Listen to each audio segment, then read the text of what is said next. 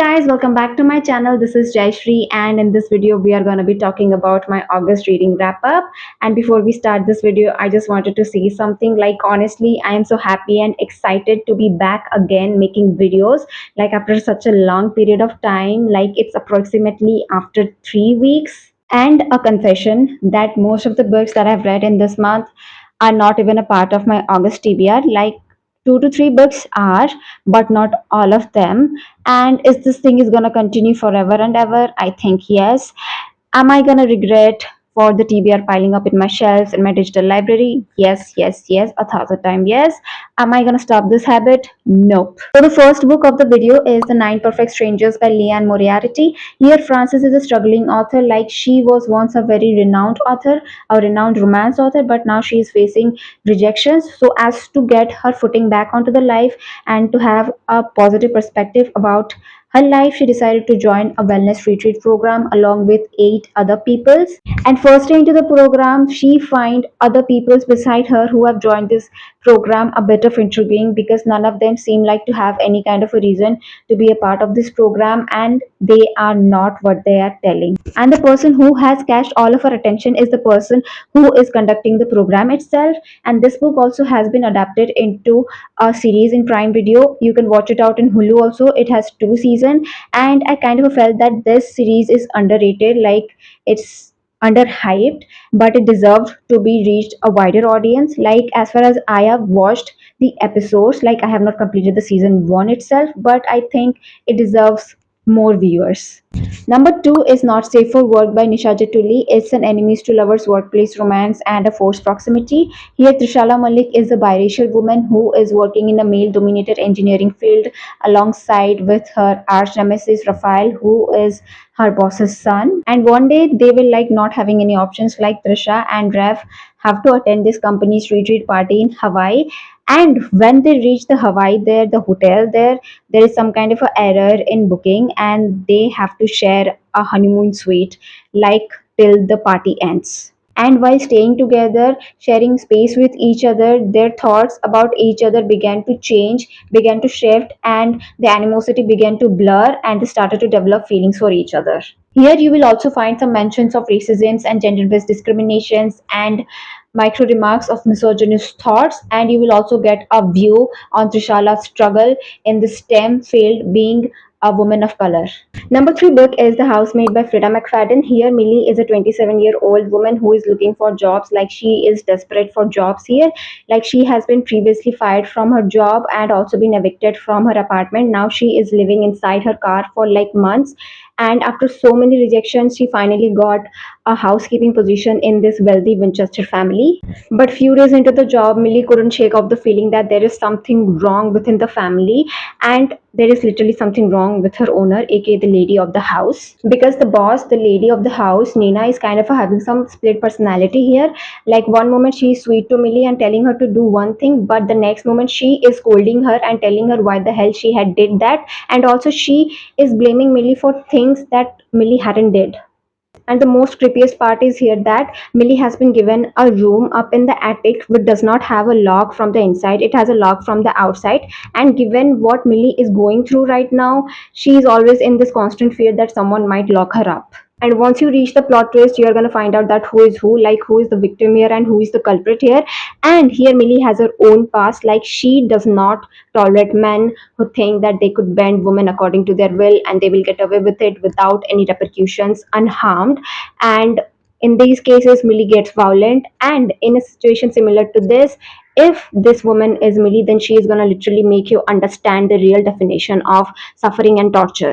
Number 4 book is Do Not Disturb by Freda McFadden. This was my first book from this author, and I literally got shocked. Like, I literally turned wide-eyed over the lines when I finally find out who is the culprit here, and I got to understand finally the plot manipulations here. So the book starts from Quinn, who is washing off her husband's blood from the blade of the knife, and obviously her husband is dead, but she didn't murder him. It was like out of self-defense, because he was literally going to kill her, and she was also subjected to domestic violence since their marriage. And because of having no proof and witnesses that it was a self defense, she could not convince the police nor the court that she isn't the murderer. So she decided to run away from this and to escape the town. So while on the run, she decided to spend the night at this nondescript motel, but this motel has its own creepy story. So this motel had been a subject of a murder mystery which had taken place a year or 2 years ago. I don't remember the exact timeline here. So here is this woman who was living in one of those motel rooms, had been killed mysteriously, and the killer wasn't found. And this dead woman's room is currently beside Quinn's motel room, and there is also this old woman who is living inside this motel, who claims that she could predict the future, and she is giving a number of warnings to Quinn that to leave this motel immediately and she is in a grave danger. And there are two things that I have noticed about Freda McFadden books. First is that there is a common thing between the victim and the culprit. It is that they have received a psychological blow at their childhood ages, and because of that, they are what in the present today. And the second thing is that when you start out the book, when you begin the book, you will be thrilled, you will be excited, that you will be sure that you're going to find something wrong within the plot itself immediately. But as the plot progresses and you didn't find anything wrong because the plot is progressing very normally, everything is happening very smoothly, it is monotonous, but that's when the plot twist will hit you. You will be shocked and you will gasp. Number 5 book is The Reluctant Bride by Monica Murphy. It's the first book in this 3-book series called as The Wedding Bliss. Here Pierre Constantine is the only youngest son of this Constantine family, and he has to get married to this Charlotte Lancaster, who is the only daughter of this Lancaster family. And here both of them don't have a say in this, because this marriage is only for the purpose of bringing their family together and making them the most powerful family in the city and making them a force to be reckoned with. And I am in love with Perry Constantine here. Like, he is so caring and so soft towards her. Like, he is reluctant to be a part of this marriage alliance, but he will not let anyone disrespect his fiance, his future wife, not even her own family. And after he knew what she has gone through within her own family, he became so overprotective towards her. And to prevent her from getting humiliated further by her own family, he made an arrangement in such a way that he and Charlotte will be living together till their marriage, because after marriage they will be living together eventually. And now I'm kind of literally regretting it right now, that why the hell I didn't read this book out sooner or earlier, because I have also read this book, A Million Kisses in Your Lifetime, by the same author Monica Murphy, the year it was released. And what had happened with me, now I'm thinking that because why the hell I didn't explore this author out. But now I am reading all the books written by this author in this year. It was a huge gap, but it's all right that I didn't miss this author out. Number 6 book is Well Actually by Maisie Edings. It's a enemies to lovers second chance old flame romance. Here Eva Kitt was an aspiring journalist, but currently she is a TV host for a celebrity talk show where she interviews the B-lister celebrities over hot beverages. And in one such episode, she kind of publicly calls out her ex-boyfriend Riley Cooper for the way he ended their relationships during their college days. And this particular episode went out viral, which placed Eva directly under the spotlight. But this viral episode is not at all going well for this said ex-boyfriend Riley Cooper. So Riley Cooper presently is a very famous influencer celebrity who is known for deconstructing the toxic masculinity, and this viral episode is not doing good for him because it is on the verge of jeopardizing his career and reputation. And to resolve this viral episode controversy, his team proposes a PR stunt where Riley has to take Eva on number of dates, and it will be under documentations, and this will be enough proof for the audience that Riley has changed. But the dating, which started out as a scripted, turned out into something more real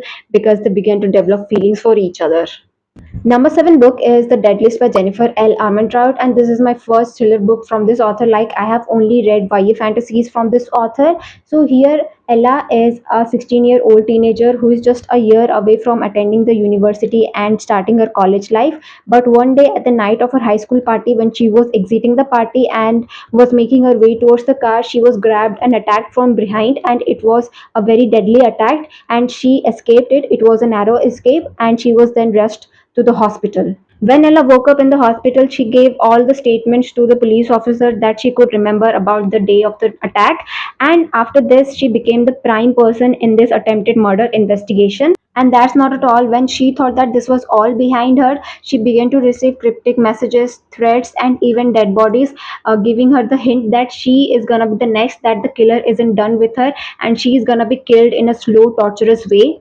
And from the beginning of the book, you will be having this guess that who is this killer. Like, this is the guy who had tried to kill Ella at the night of her high school party, and who is being sending her the death threats, and also who is on a killing spree throughout the town. But after certain chain of events, you will be shocked to find that who is the killer is. And spoiler alert, this killer would be Ella's closest friend, and Ella wouldn't have thought that this friend could mean any harm to her. And this book also has this old flame romance going on while all of this murder kind of a thing is going on in the background. So that's all for now in today's video. And if you guys have any suggestions and book recommendations for me in this month of September, then do mention it down in the below comments. And don't forget to like, share, and drop a comment and subscribe to the channel.